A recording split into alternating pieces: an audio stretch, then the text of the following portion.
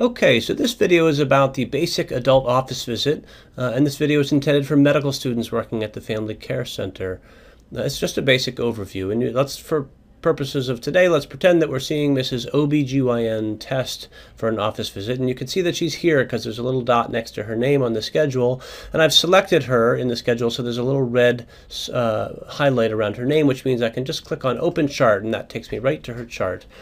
And you can see in the summary tab that down here in the list of documents there is an office visit that is unsigned, and that's the visit that the nurse has started, having inputted the vitals. And this is an adult visit, and let's just pretend that she's here for back pain. So I double click on her chart and that opens up the office visit. And let me just start by pointing out that there are two ways to enter information into an office visit. One is to type directly into the note, and you can see this is what the note will ultimately look like when it is signed. And I can put my cursor anywhere where there's a white space, and I can type hello. But in the Family Care Center, we prefer that you enter information into components, and components are essentially forms that look like this. And so this is the vital signs component. This is a place where you can enter information on the vital signs, and there are free text boxes later where you can enter the history and the physical exam and the review of systems and whatnot. And so we'd rather you keep what you type into the forms themselves. And so this is just a place where you can read off the vitals that the nurse has entered. The vitals are actually spread over two forms, and to navigate from form to form there's a couple of ways to do it. One is just to quickly click on Next Form, and that takes us to the screening questions form. Alternately, you can actually click, you can see this list here. This is a list of all the forms that exist in this note at the moment. So I can just double click, say I want to go to the Review of Systems Complete form. I can just double click on that, and that takes me right to that form. But for now, I'll go back to the vitals by double clicking on that. Actually, I'll point out you can also double click directly on the vitals component in the text where it's green here, and that will open up the form. So I already showed you this form, so I'm going to go to the next form, which is the screening questions, where the nurse enters information around whether the patient has an influenza-like illness and their smoking status and whether they're a diabetic and whether they have any pain and also their fall risk. And then they sign it at the bottom, and that's what you'll encounter when you come into the visit. That's the nurses will have stopped there. Now if I click forward to the next form, this is another nursing form, and this is just where the nurses input immunizations, and you don't need to mess with this as a student. And likewise, the point of care testing form is where nurses will enter in the results of a rapid strep or a pregnancy test or a urinalysis, that sort of thing. And again, you don't have to enter any information here unless you do them yourself. So the next form is the HPI general form, or the history of present illness form, and you can see at the top that all of the vital signs and all of the positive responses to screening questions are lit up at the top. And so you actually don't have to go to the vital signs form when you start an office visit. You can jump right to here and see the vitals laid out and any positive responses the person had. And it's good to check this box here saying that you've reviewed the nursing intake. And the rest of the box is essentially just a free text box to enter in the history that the patient gives you. So you can type in, I've already typed in back pain for the chief complaint, but I can just type, blah, blah, blah, blah, here and just type whatever I need. Now, I'll point out, some people at Family Care like to do things in bullet points, but I actually personally prefer paragraphs, but that's sort of a personal style thing. And you'll generally be doing the HPI while you're talking to the patient, and it's good to learn how to type while you talk to the patient. The next form is the Review of Systems form, and again, you should be trying to do this while you see the patient so it's all documented in real time. And you do not have to do this complete Review of Systems form. This is here as a tool, and for many patients you might only have to ask a few Review of Systems questions, but let's say I want to ask if there was any fever or chills. Well, I find that under General, and you can see that the patient denies fever and chills. Now this person had back pain, so I might want to make sure they don't have any red flag symptoms such as urinary incontinence. So I click on genital urinary, and they have no incontinence or change in bowel habits. I might click there.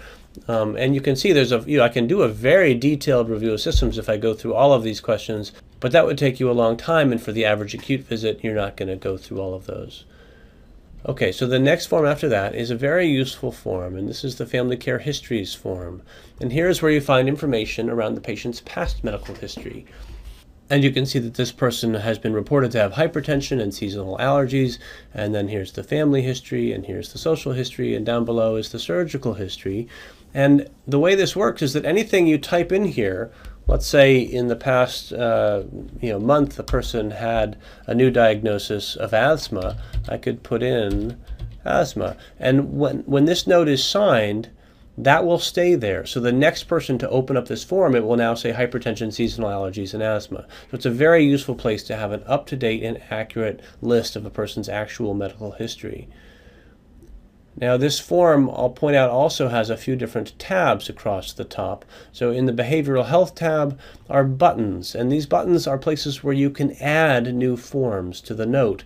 And this is very useful. You might be seeing a patient who's depressed and you want to do the PHQ-9. Well, you go here and you click on PHQ-9 depression assessment, and you can see off to the left that it just added the depression assessment to the list of components or forms that are in the note. And in this case, it actually added it one before the histories form. So if I go back to the previous form, I'll now find that the depression assessment form is here. And I could go through and click on initial screen and go through all the questions with the patient and enter it directly in. But for now, I'm going to go back to the histories form. And so I showed you the behavioral health tab. There's a few other special forms, most of which you won't use, but you might use the geriatric assessment form, for example. And you might, if you're doing a procedure, this is where you would indicate that you did a joint injection or an implanon insertion or an IUD insertion. And so this is the physical exam form. And here I can just simply type in any text that I want. So under general, I could type in no acute distress or, appears anxious.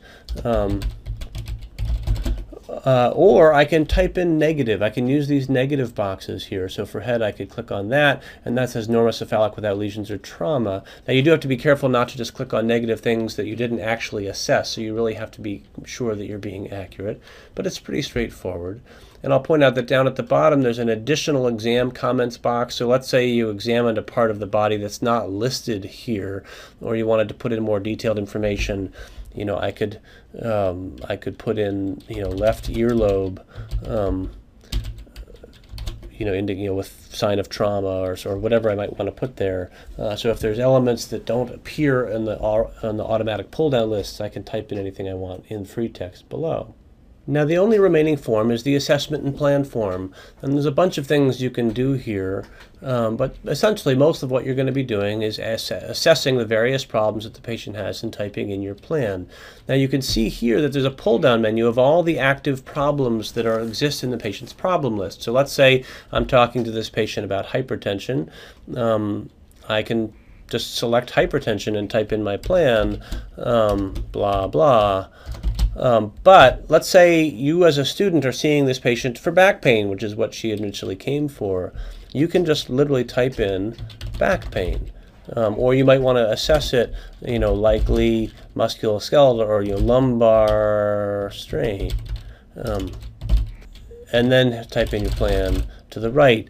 I do not want you, and let me say this again, I do not want you adding the problem to the problem list and then selecting it to get it from the problem list.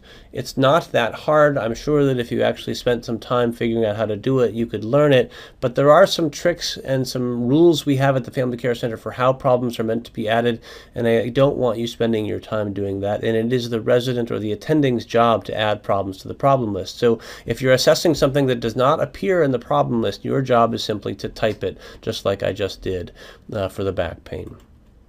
Okay, so this is where you put in your assessment and plan. It is helpful if you did counsel the patient about smoking cessation to click on this box here if the person is a smoker.